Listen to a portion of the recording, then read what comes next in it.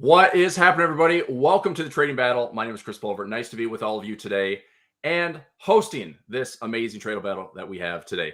I am joined by two special guests, Jerome Lampasi and Nick Syiek. Let me get a little intro to each one. Nick hails from Atlanta, Georgia, 6-year trading expert in currencies and commodities, founder of A1 Trading. Preferred instruments include Forex, precious metals, U.S. indices. Comes from humble beginnings, now a trading influencer in the industry. Nick, welcome aboard. Thanks for being on the Trading Battle. Thank you. And thank you, Chris, for hosting. It's going to be a lot of fun. Absolutely. We also have Jerome Lampasi. Hails from Sydney, Australia. Started trading back in 2018. Full-time trader since 2020. Now with ASFX, educating and helping traders around the world. Jerome is also a YouTube creator and educator, and preferred instruments include, this year he just said, I've just been trading the US 30, but also Forex and currencies. Jerome, thanks for being on the show. How you doing? Good. Thank you. Thank you for having us. I'm excited. Absolutely. Is this, by the way, is this both of your first times on the Trading Battle? My first time. I believe Nick's been on before. Okay. Yeah, this is number 3. Third time's number 3. Now, Nick, are you defending anything? Are you a former champion? Do I need to take that into consideration here? You know, I've won one, I've lost one. So the last time I was on, I won. So, maybe I can start a streak here today. We'll see. So I guess I'm kind of defending. I'm defending what little honor I've brought so far, my one win. We can call this the rubber match for you. I have one win, one loss, but this win for you today could be a streak. We could start the streak. Excellent. All right, so let's see what Jerome has to say about that. So, gentlemen, let's kick things off. So we have a couple challenges to get through today. We're going to try to get through 3.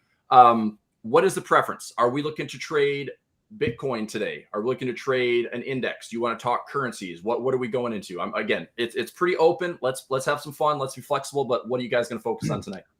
I'm gonna pretty much go with Bitcoin. So Bitcoin, okay. Bitcoin's been on my radar. Okay, something I've been doing a bit of back testing on. So kind of getting a bit familiar with how it kind of moves. But with the current volatility in the crypto market, I think we could see some nice opportunities present. So yeah, we'll see what happens. All right. Yeah, what about you? What about you, Nick? Kind of bouncing off that, I'm definitely willing to place Bitcoin trades to go along with the theme. Crypto in general is not like my cup of tea specialty per se. I'm familiar with it. I've watched it for a long time. I personally kind of use it like a put and call on the S&P 500 kind of thing, like a correlation to risk on, risk off. So I'll be looking at Bitcoin with a similar nature that I would look at trading the S&P, that sort of thing. Okay. All right, I'm just trying to bring up the 8-cap feed. So that's the platform you gentlemen will be trading from. Why can't I find BTC USD? I don't need the hyphen. I think it's the it's the hyphen that's driving me crazy. It's in here somewhere. I was just on it a second ago. There it is. There it is. I was just on it. Okay, so let's have this discussion. Let's talk longer term. Now, again, at any time, if you guys want to grab the screen, show trades, I will mark it up on mine. If I'm like the master screen share here, I'm happy to mark it, put your names on it, label the trade, give me the numbers. We're going to be trading Bitcoin tonight. We'll be talking about, what the timeline is. I mean, if you're looking for, Jerome, if you want to trade it for today to tomorrow, are we looking for now until the time that we're done here in 30 to 45 minutes? Again, all things flexible, but we're going to have to declare a winner based on kind of end of our session today and also over the next 5 days. So I want to talk big picture. I'd like, let's start with Nick. If we're looking at Bitcoin, you're looking at the chart, let's tie this back into the US markets. Let's tie this back into risk on, risk off. Give me your long-term perspective on what you think Bitcoin means to the world. Sure. So Bitcoin, I've held Bitcoin for a long time. A while ago, I was inspired by some of the bigger names. Like I think Kevin O'Leary had switched over his thoughts. And he was like, hey, you know what? I'm going to expose myself just a little bit to Bitcoin. I took the same approach a couple of years back and I've held it since about 2019. So longer term, being less trying to leave prediction out of it, I think it's got a rising, market share in terms of online interest. And so as long as that goes on, I'm going to try and continue to just let it ride, let the stuff that I have hold. In terms of the shorter term, that's another story, but longer term, I think it has a place in the future. I think it's something that I've used several times in my own, career path. I've paid people in Bitcoin. I've been paid in Bitcoin, it's just something I see usable in several ways, and I think that is probably only going to continue into the future. Okay, I like it. Jerome, your thoughts? Well, I think definitely I believe Bitcoin has potential. So obviously a lot of the crypto market is still a lot of speculation in it. So I mean, a lot of people, I have realized there are a lot more average people, retail investors getting into crypto, a lot more people trading it, whether that's just due to the hype or people have a belief behind Bitcoin and cryptocurrency. But I'm pretty sure I read something on Twitter earlier today that the number of people holding a total of 1 Bitcoin has reached an all-time high.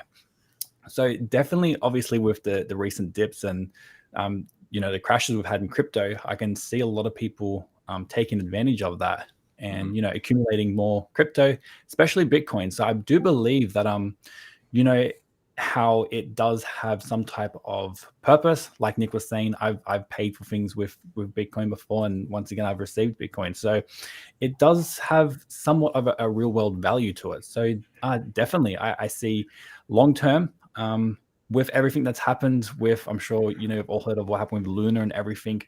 Yes. Hopefully that does correct and show people that it is still a lot of speculation and it can be risky, but the way Bitcoin handles itself and how it kind of always has those dips and it's been up year on year. So I think hopefully we'll see a lot more of these retail investors. Yes, there is money to be made and a lot of money in crypto, kind of, speculating on the small cap cryptos and the altcoins, but, as a store of value, as people do call it, definitely Bitcoin I see some purpose in that for sure.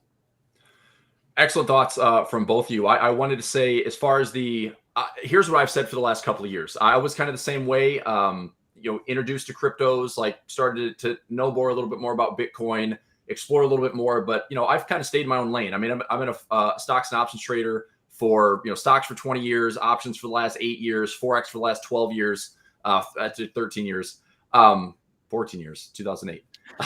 Good at math.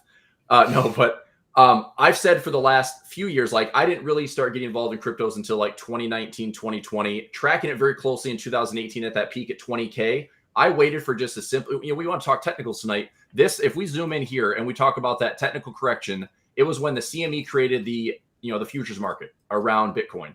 And we had this parabolic run. I remember looking at charts, finding some technicals, finding pivots and saying, hey, this 3,000 level would be a great spot to buy. We have a low to high, higher low to higher high, another pullback level, past resistance becomes support. And then the move goes parabolic.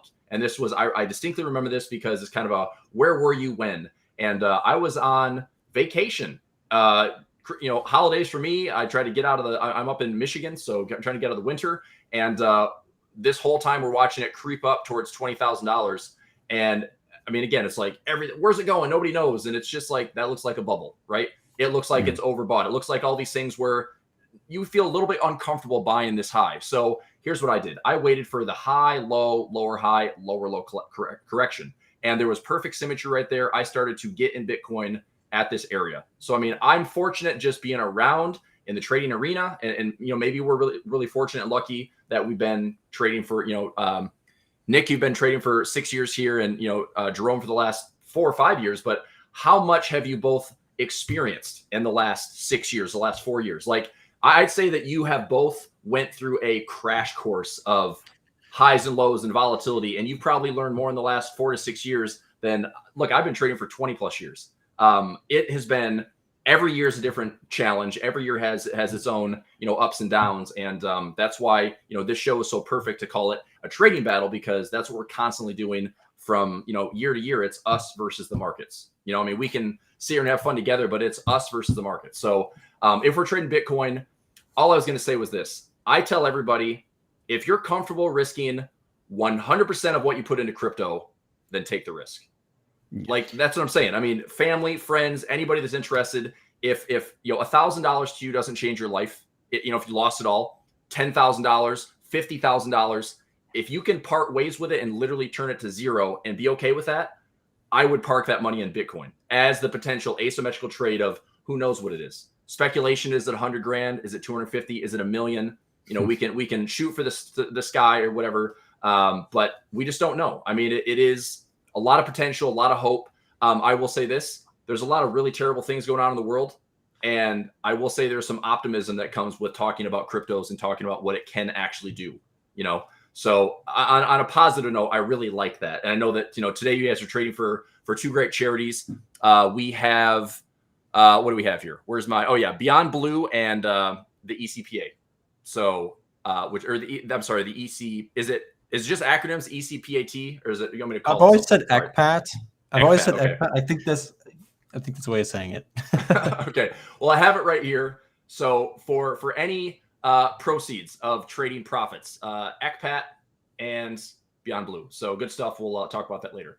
All right, gentlemen, back to the charts. What are we looking at right now? Let's get into the trenches here. What do you think? Go ahead. Chris, I wanted to respond to something you said there. I thought you made a great point about the last 5 or 6 years. And It doesn't matter which market you have been trading. Do you focus on currencies, cryptos, indices, commodities? It doesn't matter. The last 6 years have been a really interesting roller coaster because my background is in computer science. A lot of what I started out in trading and investing was back testing, studying, statistics. I was in college studying statistics, and I would, try and learn something in class. Wasn't very good at it, but I would come home and find an interest in it in the markets. And a lot of what I found was, the market, I've always been attracted to this chart right here. This is the VIX. And we'll pull that up here so you can see it. So the VIX is an interesting concept for maybe viewers who aren't familiar. I'm sure you guys have heard or seen the VIX before. I'd be surprised if you hadn't. The VIX is basically just a volatility index. It's a way to look at, it's a glorified fear gauge, basically. And in the last 6 years, we had a really interesting roller coaster of different times. And to your point, we have seen several different market environments. We've seen periods of very low volatility back when I first got started in trading, 2016, 2017, 2018, relatively calm times. 2018 was the first time I saw a major spike in volatility. The markets were down, I think 20, 25%. The S&P fell, something in that neighborhood. And then, of course, 2020, massive change, just absolutely blindsided me and probably a lot of other traders who had never experienced something like that. As it goes, right? If you've never seen it before, it's just totally new to you, but it's not the first time we've had craziness like that. But it's definitely the first time I had lived through it, traded through it.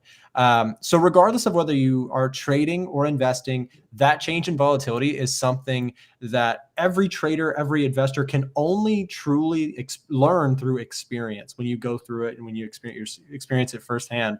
I think you've really had to be adaptive in the last few years since the 2020 massive spike in volatility. Things have changed in markets. Things, trading the same way that you were trading 4 or 5 years ago, it may not be entirely different, but you may have had to adjust a little bit to take into account the higher volatility. Maybe you're reducing your position size. Maybe you're widening stops if you use them, and the way that you use different trading vessels, different trading strategies.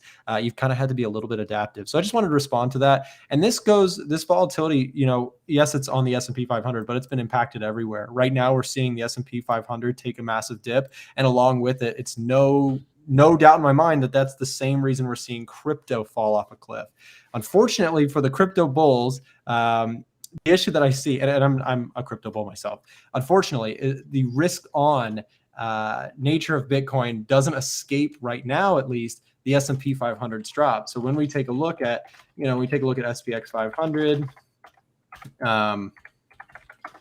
the stock market, right, coming down hard with everything going on, especially if you look at like the NAS 100, the NASDAQ, just absolutely falling off a cliff. And it looks very synonymous when you look at Bitcoin. It's had a similar pullback at the same time. So I don't know. What do you guys think about that? I just wanted to, talking about market environments the last 5 years, see what you guys think about that. Maybe Jerome, I'd love to hear like what you think, because you trade currencies, right? And as well as US 30. What's your reaction to all that? I'm curious. So I think it's good points, and interesting with the volatility and stuff. I think coming back to kind of describing the nature of the stock market being like, I look at it as, my perspective is just emotions and, fear, greed, euphoria, all those type of things. And coming into all that volatility, a lot of investors and new people getting into the market, they start to see potential, massive gains, stocks going crazy, parabolic, crypto going parabolic. And, they get, some people made a lot of money, some people lost a lot of money. And that nature of the volatility with essentially like, with all the geopolitical events happening right now, from how I scope it and the people I've been talking to, they're still pretty much holding a massive bag of crypto because they were still in that euphoric stage of making so much money, and they just got greedy. They never took profits along the way, and unfortunately, they're now holding a bag. And I think with that volatility comes in with, you know, the fear factor of what's happening currently with everything going on in the world. So I mean, the way I see it, and talking about like risk on, risk off, like at the minute, I personally, with my long-term investment portfolio and even with trading, is I'm getting a little bit more aggressive and taking advantage of current volatility in the market. But I'm also being a lot more strategic and aggressive in my trade management. So like, you know, I primarily trade the 1 minute chart. And so basically, the way I do it with systematic approaches is I've noticed, and the trend, even from back testing, you know, the 1 minute chart on US 30 back from 2019, seeing the current volatility pick up within 2020, even trends amongst cryptos and stuff, is I do notice when I have been trading this this year is more or less I get stopped out a lot more often than not, where I'm placing my current stop losses and stuff. And that's just due to that nature of the volatility. So I have had to adapt in my systems and strategy and to kind of give more breathing room in these trades, because they're, as I am forecasting and doing my technical analysis, it's not that I'm basically essentially getting the direction somewhat correct. I'm about a 55% strike rate trader. And it's just, as I started trading, like I was saying, I always kept getting wicked out and the trade would go in my direction, super frustrating. But it is what it is. And since giving my system a little bit more breathing room, I've since corrected that through the volatility. So it definitely is, you know, being able to adapt in these current market scenarios and understanding when you should be more aggressive and also know when to kind of step back and, you know, lower your risk on the trades. And even with trade management, taking profits, you know, even just like I was saying, reducing risk on trades. So yeah. Jerome, I want to ask you, so 1 minute trading, amazing. How active are you for your workday? What is take us through a workday for you? What's a routine? I'd like to hear from you as well, Nick, but like what's a trading routine for you from start to finish? What's a day look like in the shoes of both of you guys? So what I used to be doing last year, I used to be trading the London session. Since of 2022, I wanted to kind of give myself the day free and the night, since I wanted to spend time with family and stuff. So I created basically I started trading the New York close. So for me in Sydney, Australia, I'm waking up around 2:30 a.m. And then I am actively trading. So I wake up, do meditation, prep, analysis, and everything. And I actively start trading from 3 a.m. up until 5 a.m.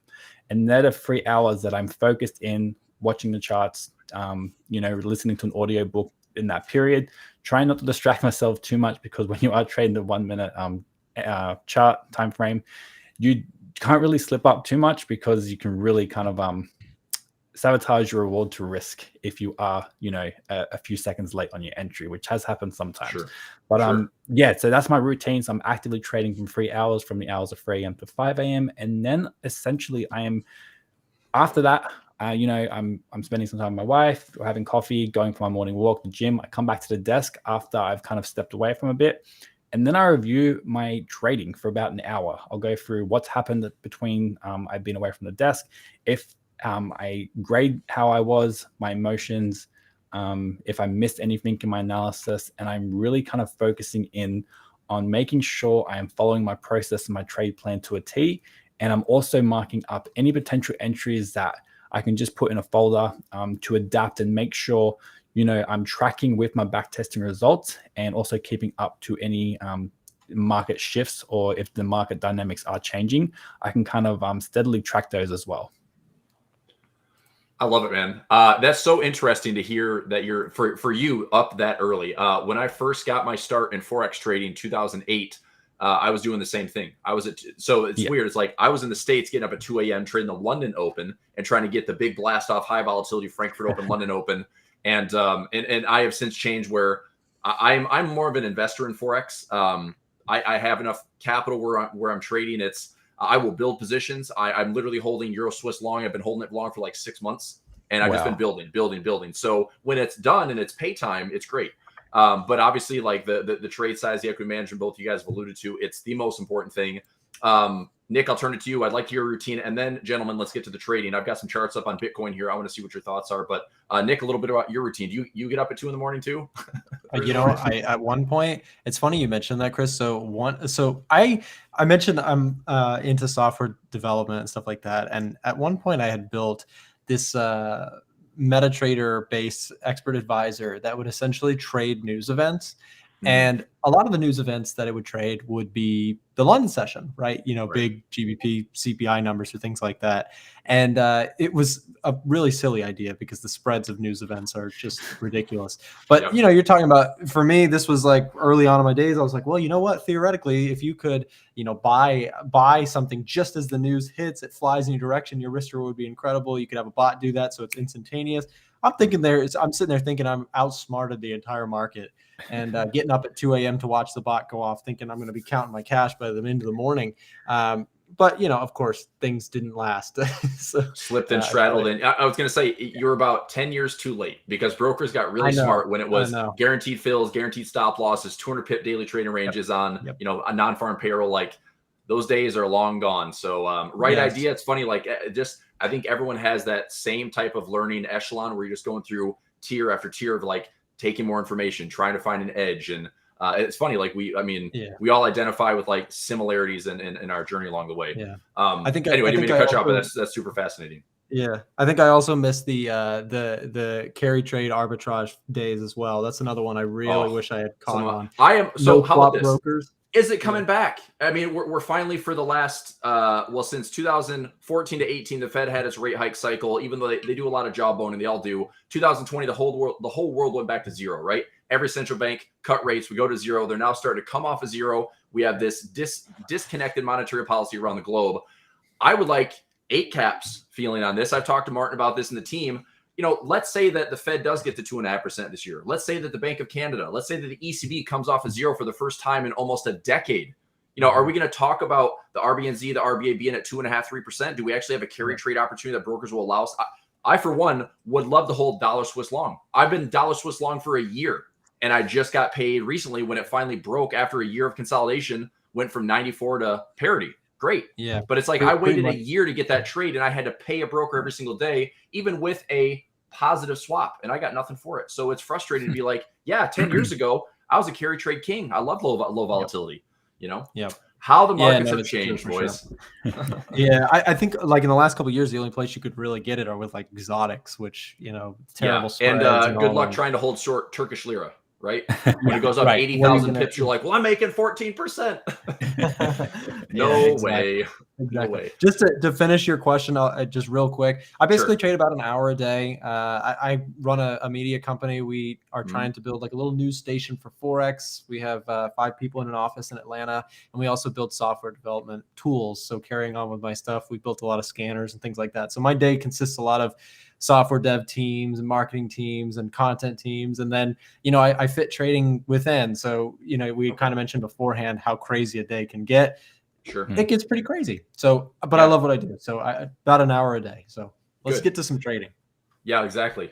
Enough of this talk. All right. Yeah. Who wants to show? And again, whoever wants to jump in, I'm just curious. I'm looking at spot right now at 30494 for Bitcoin. And what do you guys see? If this is my screen, so I'll just give you a little rundown of what I see. So our big flush down that I'm just going to the 1 hour time frame. We can go to the higher time frame here. So I think that we're at a critical level for a couple of reasons. If this is, I got a little drawing tool that I can annotate with. So right over here, past resistance becomes support. The big 20K mark back in 2018, it's actually back a little bit further, but it's pretty simple to realize like, hey, past resistance becomes future support. So that is certainly a target to the continuation of any downside, but again, we could have a short-term rally. Let's say we have this big flush down, we have high, low. I was certainly worried about this consolidation because with this really aggressive flush lower, I wasn't surprised that we came down to this area. Now, what I'm trying to determine right now is this the market's reaction using this support, right around that 30K mark? And I think in the near term, if we see risk appetite, risk on in the stock market, a little corrective recovery, I think Bitcoin benefits from that. And I think it can benefit in a really solid way. Now, I think to sustain this recovery in Bitcoin, we also need to see risk appetite sustain in the stock market. So earlier this year, a lot of the crypto maximalists were bragging the fact that, look, the S&P is down, the NASDAQ is down, Bitcoin is actually ahead for the year. And so they're like thinking that there's finally a disconnect between crypto and the stock market. Obviously not the case, not yet at least. So I mean, again, this is my thoughts on the bigger picture, but what do you think about that possibility versus that possibility? Because I'm literally thinking it's a coin flip. I mean, so obviously we're going to go short term here. I want to see what you're thinking for the next day or even the next hour. But I think there's too much correlation right now to see something separate. I think if it's risk on and the stock market recovers as a broad recovery, then cryptos come back in a pretty nice way. I'm not saying we're regaining any crazy levels at 48, 50K, but I think we can at least get back to 35 or 36. I'm obviously looking for reversal patterns. We could be looking for a cup and handle because it's such a sharp move down. But I just think 30K is going to either be defended or it's not. But I will say this, if we came down to 20, if we came down to 10, all my followers out there, my trading room, I'm telling traders, I like the round numbers. 30K I'm buying, 25K I'm buying, 20K I'm buying, 15K I'm buying, 10K I'm buying. I don't care. I'll buy Bitcoin for what I'm comfortable risking. I will buy Bitcoin forever. That's my thoughts. Because if it never comes down to these levels ever again, that's the chance I'm going to take. So who wants to go? Change the time frame for me. What do you want to go to? You want bigger time frame structure? What are your thoughts? We can go down and look for something right now to trade. Did you want to take this one, Nick? Or do you want to go Sure. first? So question. So we're trading specifically Bitcoin right now. Place Correct. a trade on. Okay. Yeah. So I kind of agree with you in terms of a coin flip related to the stock market falling. It seems like we found a good bounce today. So I'm going to be an optimist with it. If I'm looking at the stock market, what I did like about the stock market, so I'm going to base this and then I'll jump back to Bitcoin in just a second.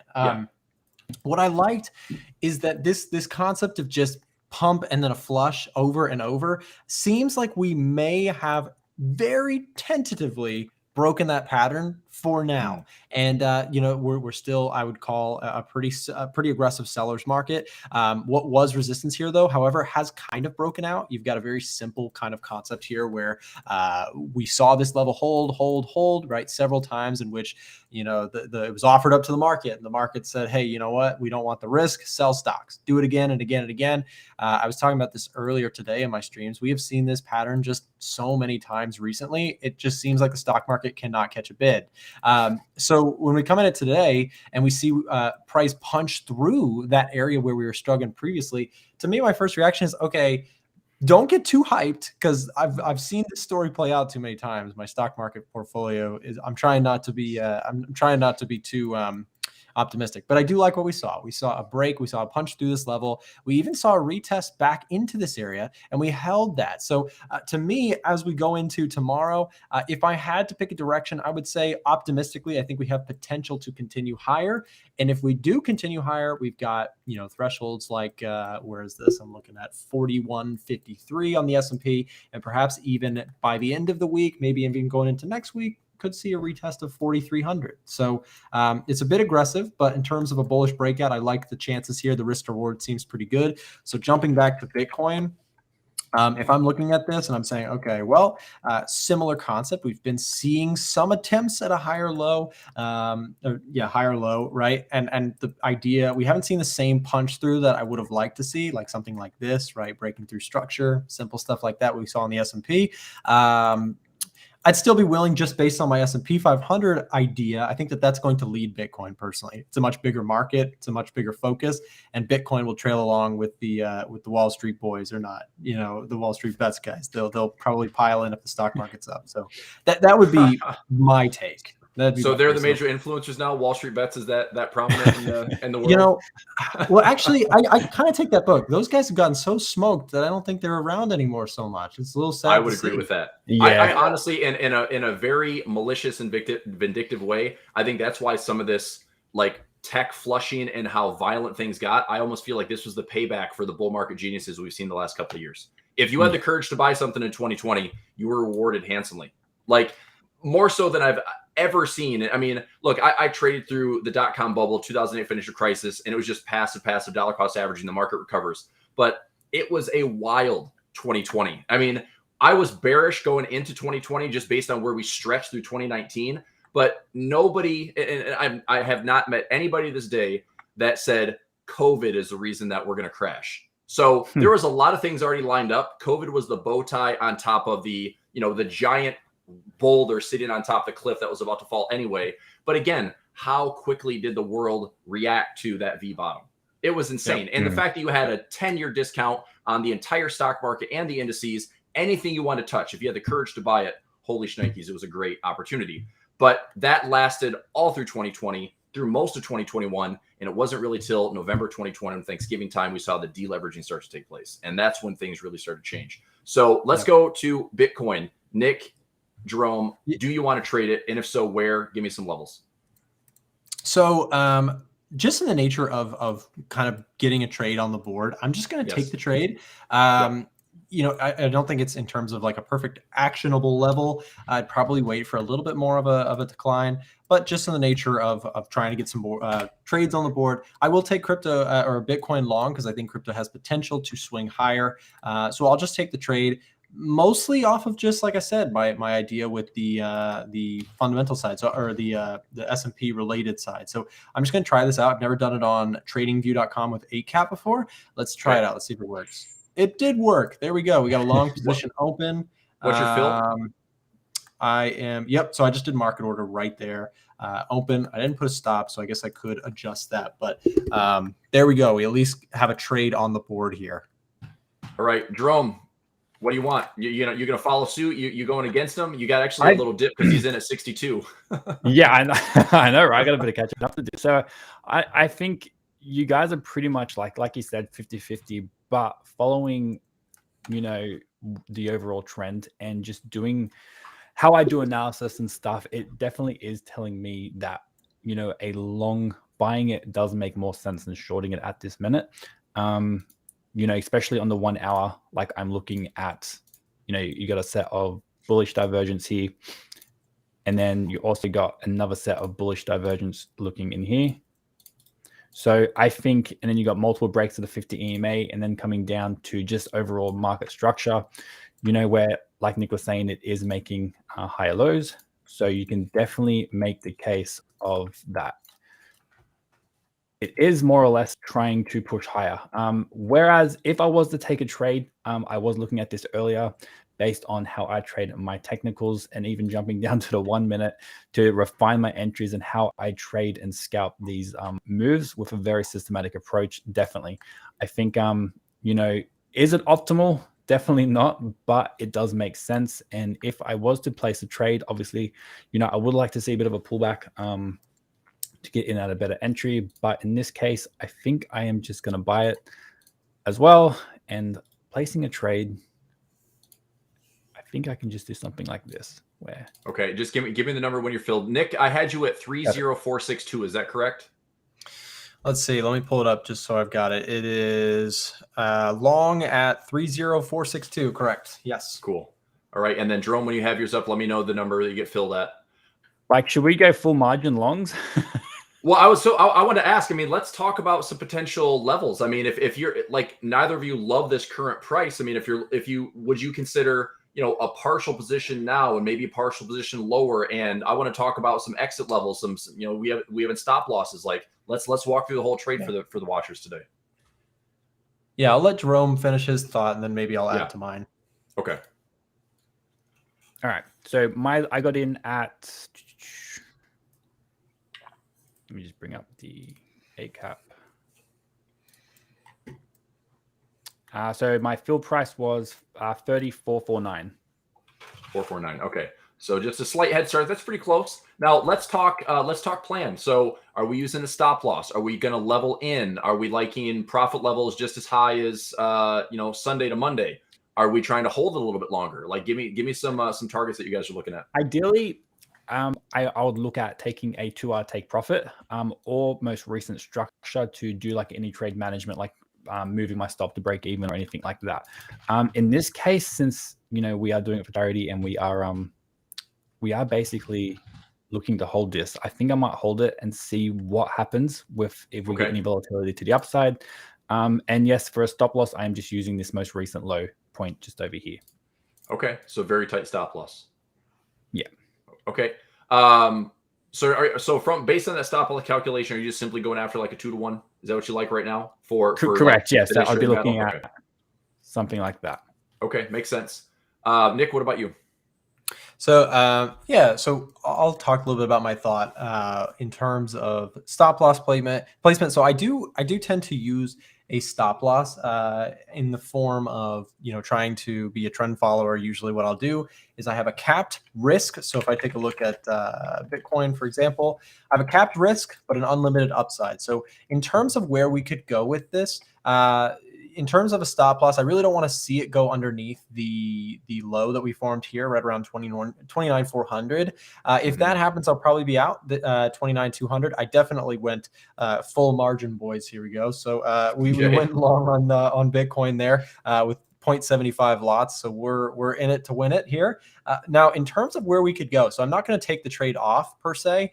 What I tend to do in my own trading is I like to trail stops. I like to trail, see what the market does and just kind of react to it. Some of my best trades ever have ended up being like 11, 12, 13 R purely because I'm just riding a stop loss. And that sounds great. In theory, it just happens very rarely. And I'm comfortable with that. I just know I take a low win rate with the occasional monster trade. So we'll see if we can catch one on Bitcoin. In terms of where we could go, looking left, probably seeing some similar things up there at 32,600. That's a bit aggressive in terms of, if we have a really bullish day, the next couple, if we have a next, the rest of the week is bullish, things like that for Bitcoin, we could see a move up to somewhere around the 32s.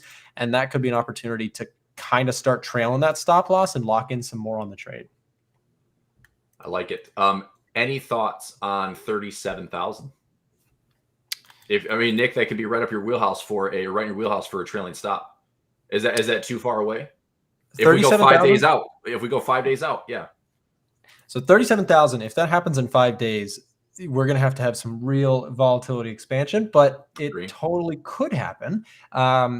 Considering the fact that we've just fallen off of a cliff here, volatility seems to be high. There's that slight chance for a big V-shaped run back up. But yeah, I think for me, the first stance, usually what I'll do is I'll try and trail stops to break even after a 1R move, which looks like we could be right around there. That's about a 1R distance. So if that starts to come into play, I'll probably look to move the stops to break even, take the risk off the trade with the idea of potentially breaking through there and continuing on with the stop loss behind it. I like it. So how quick are you, Nick? Is it 1-to-1 that you're looking to move that stop loss to break even? Is that usually your go-to? Okay. Usually. Jerome, what about you? You're trading 1 minute timeframes usually. Are you very quick to get to break even or better? Exactly. Yeah. So 1R, I'm moving my stop loss to break even straight away. Okay. Yeah. Okay. It's interesting. It's it's really, again, when you're on the smaller time frames, I think that your smaller time frames are all about precision, and that's why, it sounds like, Jerome, your routine, very disciplined. Number one, waking up super early, a couple hours in front of the charts, but it's like you are in the zone. And I think that you have to be. When I first started trading, the professional guy that I worked with, he was a single currency trader, euro dollar only, 3 hours of his time, no distractions, locked in. And you have to be focused like that because, again, you're trading tiny alignments, 1 minute charts. That wick, that news, that can throw you off. So exactly. If you miss the trade, it's also, you can't chase. I think when you get into the zone, like, you can't chase, you just have to let the market come to you, pick your battles essentially.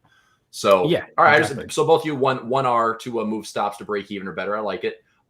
So is anybody, are we comfortable with a trailing stop loss or a break even stop loss? Are we going for the gusto? Are we going to try to protect some profits for charities here?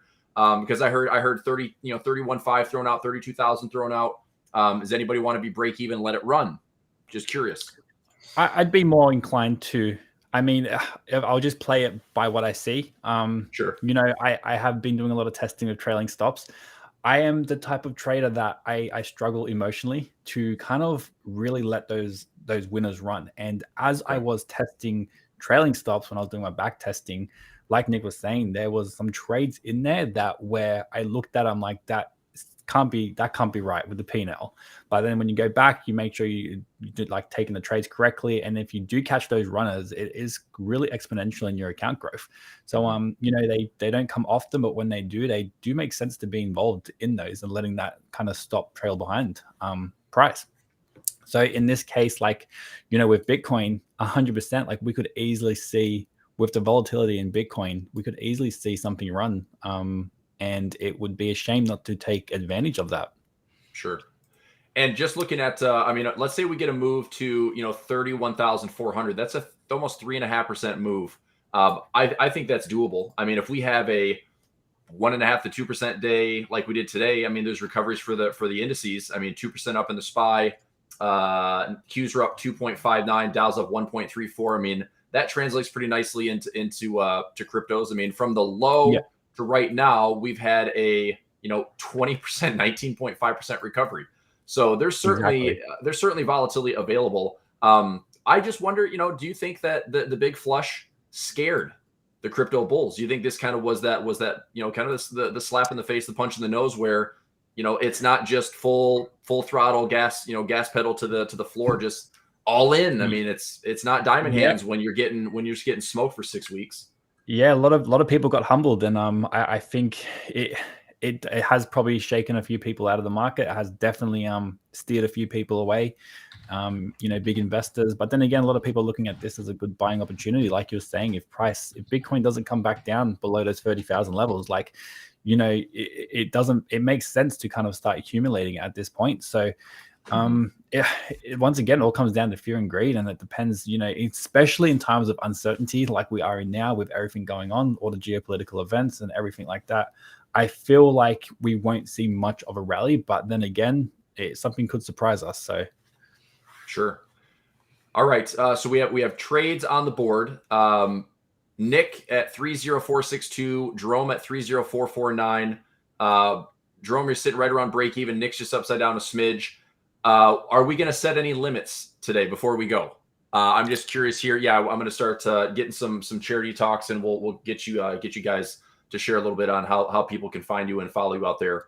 So any take profits, anything you want to set up to kind of structure the trade? You have stop losses in, take profits. If you mind sharing that, and then let's go into wrap things up. Yeah, if you don't mind.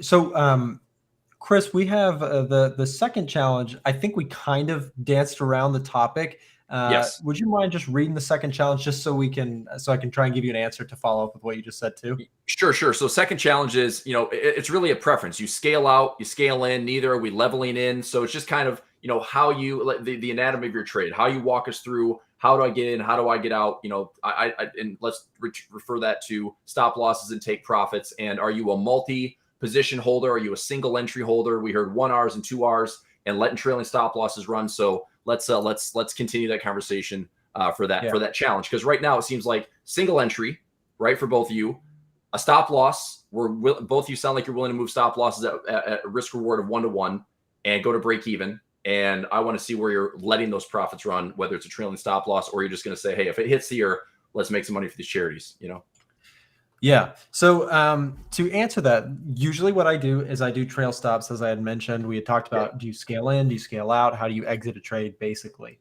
And in general, for me, what I'll do is I will use market structure to kind of trail stops, like I kind of hinted at earlier. For the purpose of charity, I've got my stop loss in place. I put on a position size that's way too big for the account, just for people at home. I'm a big believer in, like, literally one of my mentors, maybe I'll meet him someday. He made a great point one time that I've listened to time and time again. He said, if you're a struggling trader, reduce your position size. And every time you do that, the further down you go, the easier it is to become profitable. And you still need an edge. Yes, you need all those things. But the first thing is, if you can reduce your position size, you can take off some of the pain, some of the mental aspects of trading that are so hard to deal with. And you can give yourself a lot more flexibility.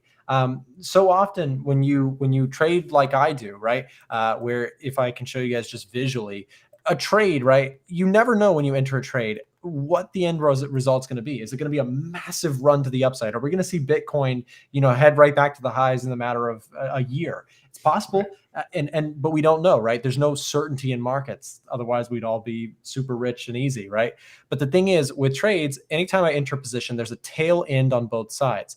by using a relatively tight stop, what I try to do is I try to cut off the potential for a massive loss, right? So this would be massive loss. This would be massive win. And then there's this very small portion of my trades that are incredible. And then there's a whole lot of them that are really boring, small losses, small wins, break evens, that sort of thing. So to answer how I exit a trade, generally speaking, I am letting the market do something crazy, and hopefully I can stay along for the ride as best as possible. And what better of a market to explore that idea than cryptocurrencies? Whether you're long or short, the volatility is high, the risk reward can be phenomenal, and you can catch some of those tail end trades, I feel like, slightly more often. And actually the data kind of holds up, the studies kind of hold up as well. The volatility is high enough. There's some excellent tail end trades. That's kind of what I like to call them, tail end trades that exist in this. So I've got a trailing stop, I'm risking this. But what if, like we said, what if the bottom is in? What if we do have that, massive run up? Right. The risk reward could be incredible. If I'm risking 1,000 and it goes up 15R in the next several months, and I'm just sitting there, patiently waiting, that's where it can be a massive return. So even though it is a challenge, I put on the position size way too big, but still staying true to the way I trade. I'm looking for those rare events every single day. And that means showing up, punching in, taking those little trades, and eventually it pays off when I catch the big winners. And so with the bigger trade size, stop loss, tight precision, probably the way to go. Yep. With no, I mean, again, admitting that you were having a larger trades. So now I'm going to go ahead. I don't want to shy away from it.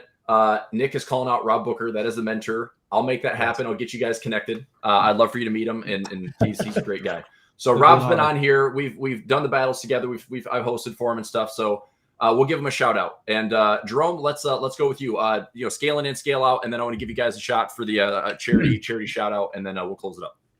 So I would, based on my system entry, obviously on the 1 minute, I missed it. But it would have been down here with a stop loss. Let me just delete this for a second. So this would have been my entry on this candle right there, and that would have been my stop loss. Very nice. So obviously I would have had to be paying a lot more attention to how this would have played out, based on structure, reading the levels, and basically getting in on momentum scalping, using the TDI indicator.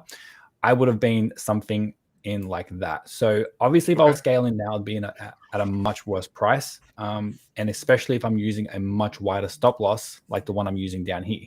So I believe if I was to scale in, it makes sense to do it on the higher time frame. On the 1 minute, I'm definitely going to have to give it a lot more breathing room. Sure. Just in case we get any of that volatility kicking in. So I think, do we have to scale in or out, or no, it's your preference. So it's, again, like, you handle the trade. It's your preference on what you'd like to do. I'm going to leave it as is, and just see what happens. Okay, excellent. Well, entry wise, I mean, Nick, you're literally at break even. Jerome, you're up a few just based on the little delay. But I mean, again, we have, for officially, I don't think we can declare a winner for this battle, because I'm just going to say you guys are pretty darn close in the entries alone. But I'll say this: I hope that tomorrow brings a bullish day on Bitcoin, and both you can close out for charities. Winners or not, I hope the charities both end up winning. So on that note, Nick, I want you to take it. Let's talk about the ECPAT, and then Jerome for Beyond Blue. If you just give a little plug, please. Yes. So ECPAT is a US based charity that fights human trafficking, which is something I think is really important. It should be brought to light more often. And that's who I'm fighting for today. So we won last time. I think it was like $5,000. So hopefully we can do the same. Hopefully we can beat it. That'd be an awesome record to beat.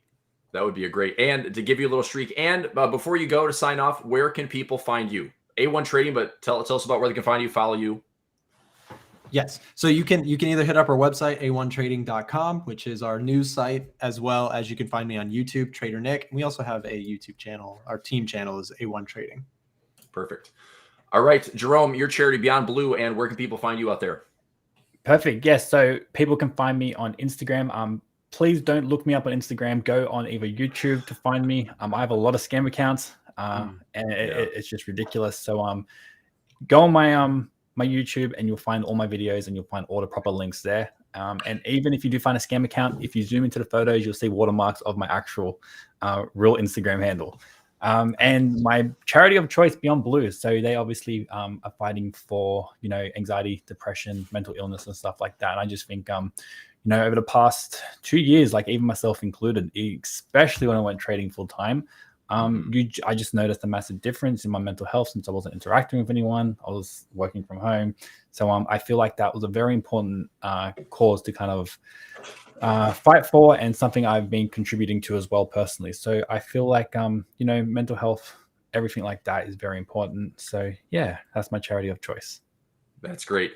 I'll say this, guys, meeting you for the first time, I had a blast. This was a great battle, great commentary.